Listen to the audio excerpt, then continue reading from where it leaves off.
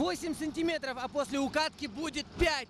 С самого утра в столице нашей республики полным ходом ведутся работы. Залили первые основания битумом и приступили к укладке асфальта.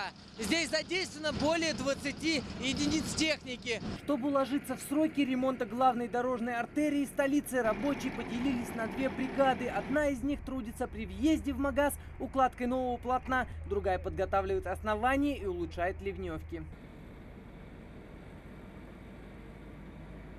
В технологии укладки асфальта, как и в любой работе, тоже нужно соблюдать этапы. Первый из них – подготовка основания, иначе говоря, несущего слоя. Мы приступили к работе укладки асфальта. Но у нас, так как у нас нижний слой ровно идет, мы ложим сейчас в данный момент на этот же ранний асфальт, ложим второй слой асфальта. Ну, у нас 5-6 сантиметров идет слой. Протяженность участка около 1500 метров, ширина полотна 12, а местами и до 15 метров. Это, пожалуй, главная магистраль города, поэтому и требования к качеству дороги высокие. Из-за моей ошибки людям приходится больше работы придется. Работа нелегкая у нас. Работа сложная. Машинист асфальтоукладчика – серьезная и незаменимая профессия. Хасан Илиев, можно сказать, главный человек со своей бригадой. Ведь от его знаний и мастерства зависит, какого качества будет дорога. Надо идти в дороге, чтобы асфальт был ровно шел.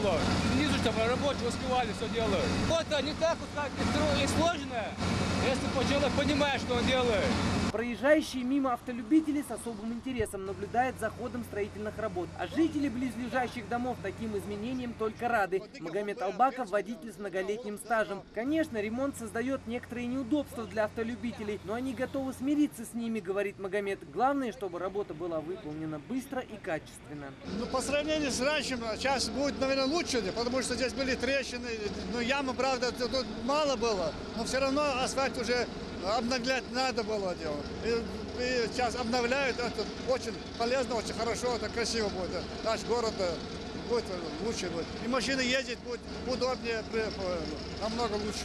А пока работы по укладке нового дорожного полотна не завершатся, водителей просят набраться терпения и заранее искать пути объезда. Ремонт обещает закончить в течение нескольких дней. Руслан Албагачев, Султан Булгучев, Новости 24.